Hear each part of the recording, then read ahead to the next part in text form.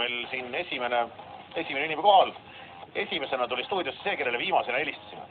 On niimoodi läinud küll, jah. Täiesti juhuslikult. Jaanus Raidal, tere hommikust. Tere hommikust ka minu poolt Sky Plussi meeskonnale. No, sina oled nüüd nendest kandidaatidest tegelikult selles mõttes nagu kõige tuntum.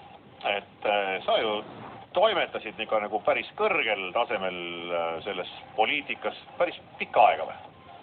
Jah, ma tulin poliitikasse tegelikult 25 aastat tagasi. Ja siiamaani olen jäänud nagu poliitika juurde. Ja ma olin muidugi väga noor mees. Ma tulin poliitikasse, sisust hakkas mind poliitika huvitama. Muidugi ma siis tookord ei teadnud üldse, mis asi see poliitika on. Sellepärast tunduski huvitav, et uuriks, mis asi see on. Ma olin 8. ja 9. klass, kui ma lugesin ajaloolisi raamatuid Eestist ja Eesti raskest saatusest. Nii et kui tasujad, kui nii edasi. Ja tasuja hakkas mul eriti imponeerima, sest ta oli ka selline vabadusvõitleja Jaanus. Okei. Ja ma sain nagu sealt inspiratsiooni. Mina olen siis kehvem Jaanus kui see Eduard Bornholm ja siis hakkasin mind ajalugu väga paelus ja nägin, et Eesti riigis, Eesti rahval on väga palju ülekohut tehtud ja liiga. Ja siis ma leidsingi, et kui mitte nüüd mina, siis kes ja hakkasin ennast harima.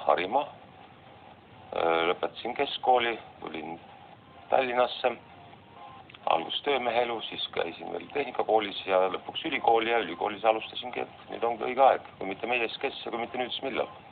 Mis sul see nii-öelda kõrgeim positsioon poliitikas on olnud üldse? Ma ei tea, kas niimoodi, saab ikka niimoodi küsida vist? Jah, ma olin valitud Riigikogu esimesse koosseisu, sain väga suure, peaaegu 1,5 isiku mandaati tookord ja siis olin maaelu regionaalpoliitika komisjoni esimees, poliitilise fraktsiooni sõltumatud esimees ja siis käivitasin nagu omavalitsuse seadusandluse ja haldusreformi kogu kontseptsiooni. Jah, see oli 90. aastate algusest. Kui ma nõukogude võimu all olin ma kõige noorem linnapea, kes tookord nagu valiti nõukogude ajal, siis öeldi, et kuidas on see võimalik, et 25 aastane poiss lastakse nii võimu juurde. Jaanus, kuidas see oli võimalik? Meil on umbes sama vana peaminister praegu. Või natuke vanem. Kuidas see oli võimalik? Aga see oli see, et olid esimesed demokraatlikud valimised toimusid. Ja kuna Eesti oli välja töötanud just IME kontseptsiooni ja siis ma töötasin valimiskoha alternatiivina IMO kontseptsioonis on isemaandav Otepää ehk kohalik omavalitsus. Ja siis muidugi sellised mõisted veel ei tuntud, aga tuli hakata seda siis kõvasti propageerima. Ma ka harisin, kui mind valiti linnapeaks, siis väga tugevalt tuli just Lääne-Euroopa üldsus mulle taha. Isegi Venemaa toetas mind, sest nad just ka, et kõik see on nii ootamatu uus. Ja tõesti minu sõnum levis tookord hästi kaugele üle piirida. No mingil hetkel sa olid tõesti siin nii-öelda suures poliitikas, kõik sind teadsid, kõik nägid, sind intervjueeriti, su lehed või su pildid olid igal pool ajalehtedes, ajakirjades, mulle meenub mingisugune sinu nukumaja pilt praegu millegipärast. See maja on siiamaani alles. Kuskilt ilmselgelt kuskilt seltskonna ajakirjast. Ja siis järsku nagu juhti kadusid ära suurelt pildilt kuidagi. Kuidas see juhtus või miks?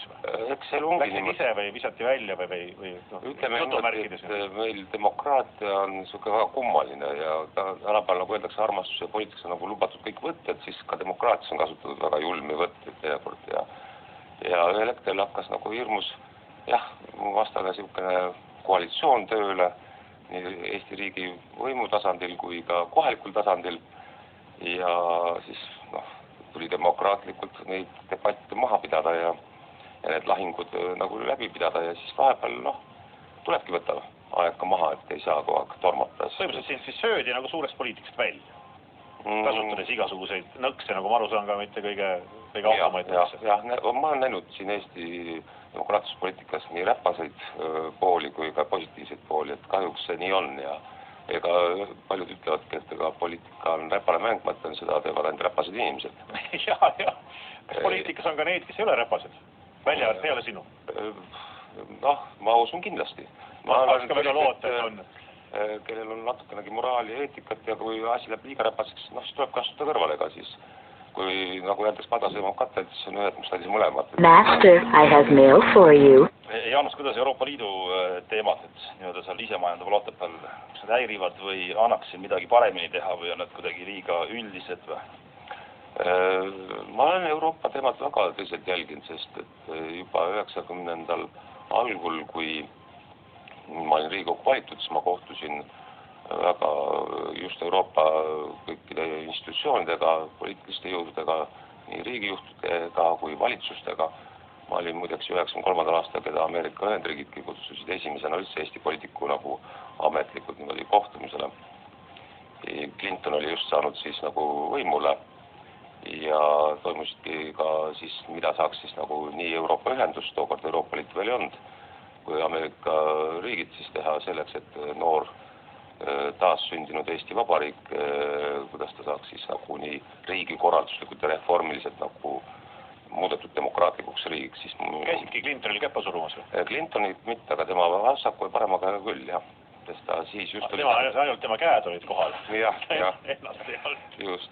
Ja siis Euroopa Liitu ma olen jälginud ja nüüd, kus me oleme 10 aastat olnud Euroopa Liidu liige, ma ütlen ausalt, et mul on natuke kurb, et Eesti ei ole üldse kasutanud ära oma potentsiaali, oma võimekust Euroopas hulga suuremat ja jõulisemat lobi teha ja teinekord vajutada ka sellistele nuppudele. Ma tean näiteks, ma ei ole kunagi nagu selles mõttes põnnema löönud, et kui on vaja teha sellised olulisi otsuseid, siis need tehakse ja leitakse ka alati, ja kui sa veenev ja usaldusväärne, siis sul tuleb ka taha teinekord nii suured fraktsioonid kui ka riigid ja rahvad, isegi kui on olemas selline idee. Ja ma arvan, et Eesti on täna siiamaani jätnud kasutamata väga palju. Aga viimane aeg oleks seda ära teha, sest ma isiklikult olen jube kurb sellest, et nüüd, kus on 10 aastat olnud Euroopa Liidus, aga meie elatustase on 3 korda madalam kui Euroopa keskmine ja meie sotsiaalsed garantiid on ju praktiliselt olematud, kui inimene kaotab töö või mis iganes, siis ta peab ise vaatama, kuidas endaga hakkama saada.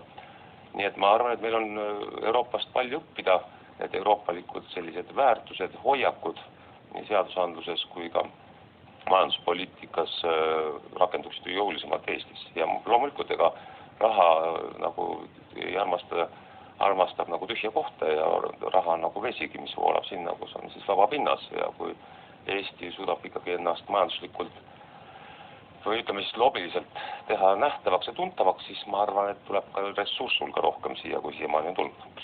Ja kui sina lähed sinna Europarlamenti, hakkab Eestisse voolama rohkem raha, kui võtame nüüd hästi labaselt kokku kogu jutu.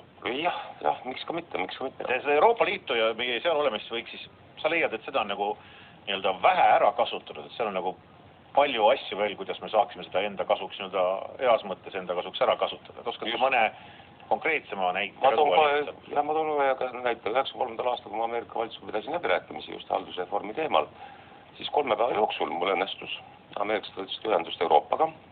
Rahvusvaheline Arenguameti juht, mulle ei tule enam meelde, oli hästi sümpaatne proua, kes veel, ma elasin siis seal Washingtonis presidendi hotellis ja kutsuti mind kell 9 veel välisministeeriumisse laibale sellest heas mõttes ja öeldi, et Jaanus, et me teeme tõesti pretsedenti otsuse praegust, aga sa olid nii veenev ja usaldusväärne ja me otsustasime $10 miljonit eraldada. Sulle? Eestile. Selle haldusreformi ja kogu selle demokraatliku protsessi nagu käivitamiseks ja toetuseks tagastamatud abi. See tähendab seda, et kui 3 aasta jooksul see protsess ellu viiakse, siis Eesti ei ole mitte kellegi midagi võlgu. Ja siis oligi niimoodi, et Rahvusvaheline Arenguamet pani siis pool rahast ja Euroopa Ühendus pani pool rahast. Ja saimegi see raha kätte? Kahjuks ei saanud. Kus see raha kadus? Need miljonid dollarid kipuvad ikka kaduma. Ma ei hakka nimesid kasutama, aga jah, tollaegne peaminister ütles, et ärme ikka nii ruttu torma ja küll me jõuame. Mis ütles jõuame? Keegi tõsi niisama 10 miljonit taala anda? Jah, aga siis öeldi, et ja see lamas oli, kes seda vastu ei tahtnud võtta? Rahvusvaheline oligarhia ostis Raidel ära ja kui nüüd Raidel selle raha tõesti kätte saab, siis on ju tema ju tulevane peaminister ja ma ei tea, mis iganes. Nii et selles mõttes see künism hakkas juba siis väga tugevalt välja lööma. Okei, see on ikka peen pinnas. Väiklased mängud pihta, millest on jube kahju. Tegelikult oli väga hea pinnas. Ja ma mäletan, ma natuke küll sirvin praegust ajalugu, aga paljud tolleaegsed juba rahvusvaheliselt tuntud eksperdid ütlesid, et kui Eesti nüüd kohe ära seda reformi ei tee, siis ta jääbki virelema, sest et bürokraatia hakkab kasvama, hakkab koguma hoogu ja ta hakkab igal juhul vastu võitlema selleks, et mitte kaotada oma kohtasid.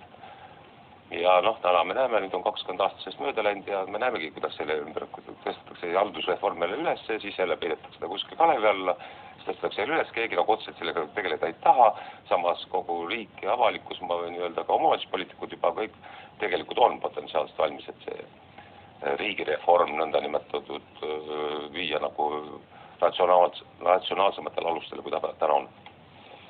Ma olen šokis. On jah. 10 mingi taala.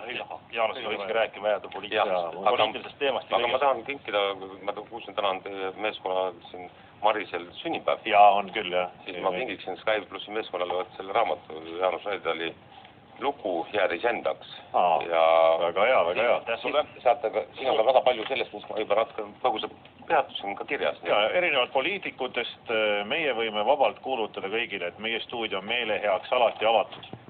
Meile võib tuua mida iganes. Aitäh, Jaanus Raidal! See ei ole meele hea, see on vaimukirjeldus. No jaa, ma saan aru, et poliitikud on harjunud kõike meele head, jumal teab, kuidas nimetada. Meie jaoks on see meele hea, see on okei. Meil on täiesti lubatud lepingus on ette nähtud, et meele hea vest meile midagi ei tehta. Aitäh, Jaanus Raidal! Läbi astumas sina siis üks nendest 5 finalistist, kes siin siis lähevad nii-öelda võitlustulle, et pääseda Brüsselisse. Ja nagu kõikidele Eesti laiaba ka sulle pöialt ja mine tea, äkki superfinaalis veel kohtub. Jah, ma ütlen nii palju veel lõpetusega, ma alguses mõtlesin, ma olin samuti osalen, alguses ma isegi ei võtnud nagu väga tõsiselt, ma arvasin, see on see reklaamikampaania. Aga ma igaks juhuks mõtlesin, saadan oma CV ära. Sest ma olen mõelnud tegelikult ka eelmistel valimiste ajal, et võiks nagu Europarlamendi valimistel osaleda, aga täna ma tean, et see nõuab ikka väga palju ressurssi. Selleks, et olla nähtav ja kuuldav ja tõesti, kui sul tuge nagu taga ei ole, siis on ikka väga raske niimoodi sõltumatu kandidaadina on näiteks selles kampaania karussellis osaleda, kus täna ju suuri erakondasid toetavad ju Eesti maksumaksjad läbi oma eelarvet ja selles mõttes ma mõtlesin ka okei. Ja sa oled Jaanus valmis rinda pistma teleekraanis, raadioeetrites, kõigi nende suurte, nii-öelda suurte poliitikutega. Jah, loomulikult ma... See oleks päris hea back-up ka, et kui vaja mingi kaart lauale visata, siis ei ole sellega probleem. Jah, noh, ma arvan, et mul on kompetentsi piisab palju ja ma leian, et võib-olla täna on tõesti vaja juba sellist, noh, kunagi ma olin noor ja mulle öeldi, et ma olen niisugune idealist ja utopist, et ta on Eesti riik ja ma tea, mida veel kõike ja Eesti saab täielikult suveräänseks, mind tõesti sellest sarjati.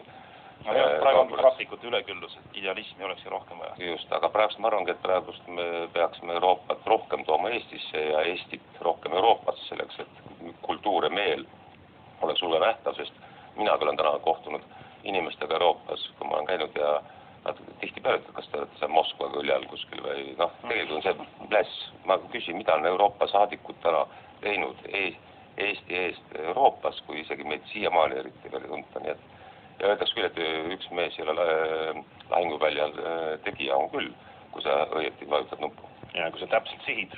Jaanus Raidal, aitäh! Ja kui veab, siis saad meie ressursi endale taha ja vaatame, kuidas see käima hakkab. Aga